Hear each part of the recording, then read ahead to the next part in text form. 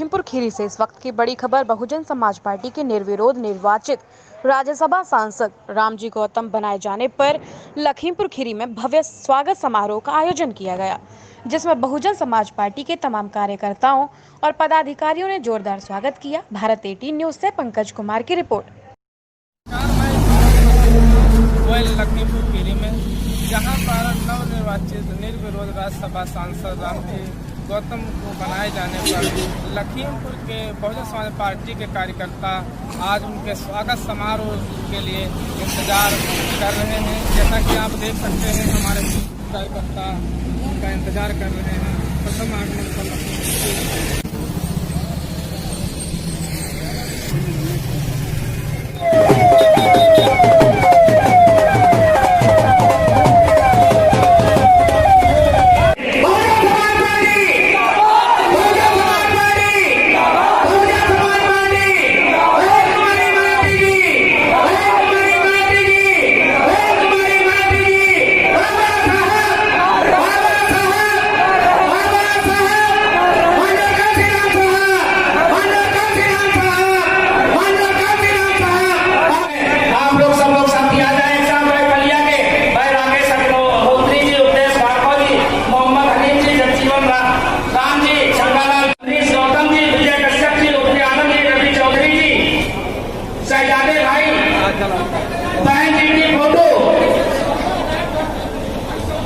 Sir, हमारे channel में सर्वप्रथम आपका हार्दिक स्वागत अभिनंदन करता हूं। जिस तरह से सर राज्यसभा के सांसद आप निर्विरोध चुने गए हैं, इस संबंध में लखीमपुर खीरी की जनता ने और कार्यकर्ताओं ने आपका भव्य स्वागत किया है। लखीमपुर खीरी की जनता को क्या संदेश देना चाहेंगे आप?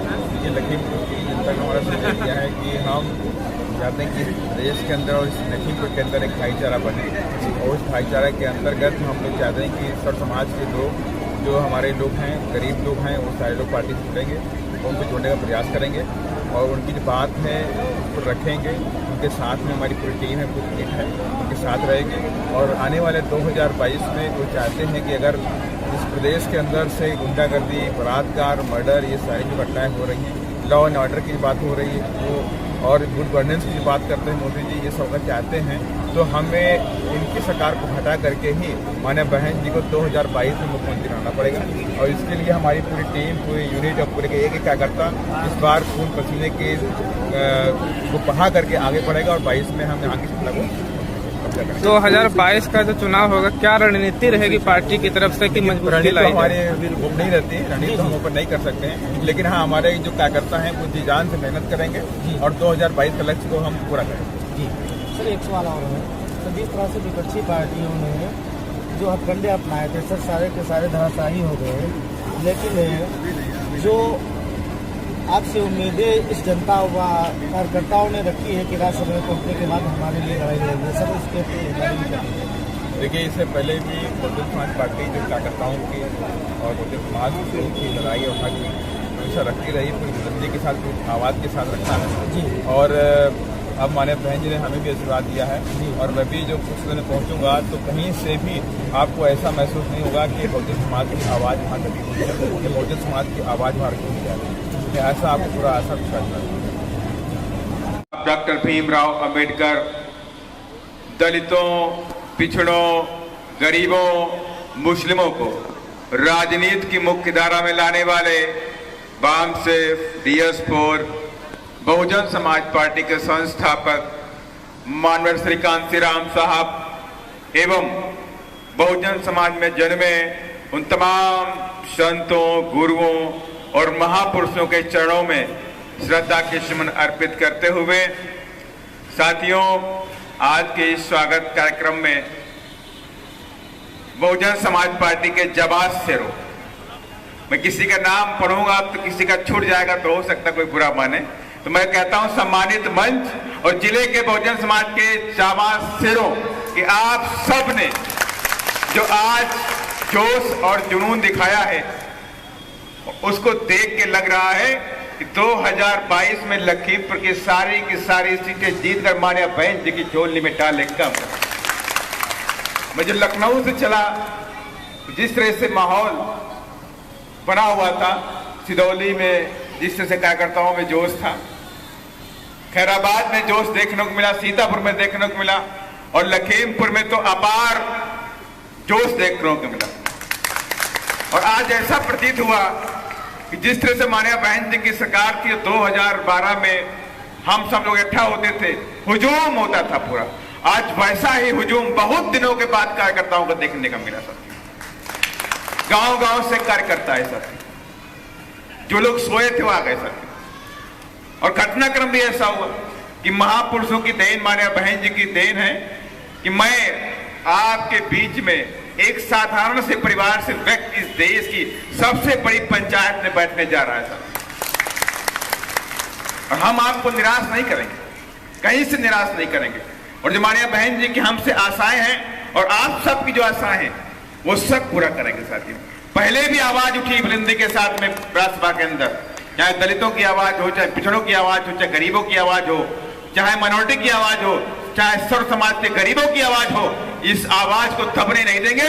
इस आवाज को बुलंदी के साथ रखी जाएगी राज्यसभा के अंदर साथियों। और सबसे बड़ी बात देखिए, आप सबका प्यार है, क्योंकि मैं लखीमपुर में ही पैदा हुआ, लखीमपुर में ही बड़ा हुआ, तो हर व्यक्ति के बारे में जानता हूं और कौन कितना अच्छा काम करता है भी जानता हूं, कौन बहुत अच्छा काम करता है वो भी जानता हूं, और कौन सिर्फ घूमता रहता है वो भी जानता हूं। नहीं, घूमने वाला भी काम है, ऐसा नहीं है, वो प्रचार प्रसार तो कर ही रहे हैं। तो मैं सबका मैं शुक्रिया अदा करता हूं कि आप सभी के कोऑपरेशन से ये संभव हुआ है। और सबसे बड़ी जीत तो हम तब मारेंगे जब लखीमपुर की सारी सीटें जीत करके माननीय बहन जी की झोली में डालने का। और यही उम्मीद भी साथियों कि जो घटनाक्रम हुआ आप सब ने देखा कि माननीय बहन जी ने हमारा पर्चा, मैं बिहार में था और 22 तारीख को माननीय बहन जी ने हमें फोन किया, और चूंकि 23 तारीख में माननीय बहन जी के 2 प्रोग्राम वहां बिहार में थे और बिहार में प्रोग्राम से पहले बहन जी ने कहा कि आपको 26 तारीख को लखनऊ जाना है। तो मैंने बहन जी लखनऊ, हाँ लखनऊ जाना है आपको, और आपको राज्यसभा का पर्चा भरना है, आप डॉक्यूमेंट मंगा लीजिए अपने। डॉक्यूमेंट गिनाए, हमने डॉक्यूमेंट नोट कर लिए, तो बोली कि देखो हम आपको राज्यसभा भेजना चाहते हैं और हमें उम्मीद है कि आप राज्यसभा बनेंगे। और साथियों, जो बहन जी ने कह दिया वो पत्थर की लकीर बन गई।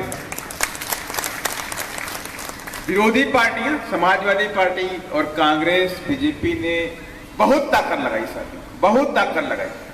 और पूरा घटनाक्रम आप सबके सामने, जो भी बहुजन समाज के शुभचिंतक हैं, जो बहुजन समाज के जो वर्कर्स हैं, वो सब सुबह से लेकर शाम तक अपडेट कर रहे थे। एक दिन पहले जो नॉमिनेशन का लास्ट डे था, तो उस दिन तक भी आप लोग 2:30 बजे तक टीवी देख रहे थे कि क्या हुआ, कोई दूसरा प्रत्याशी आया कि नहीं आया।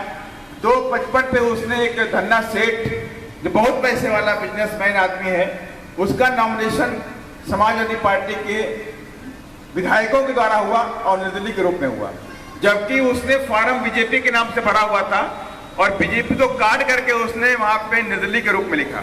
और उस फॉर्म पे जो प्रस्तावक थे वो सारे के सारे प्रस्तावक समाजवादी पार्टी के थे। माने कि एक फॉर्म में 10 प्रस्तावक चाहिए होते हैं, तो समाजवादी के 9 विधायकों के नाम थे और एक उसमें ऐसा नाम था जो कि वो विधायक था ही नहीं साथियों। और माननीय बहन जी ने कहा कि आप लोग पूरी ताकत लगाओ, और हमें उसने 2:55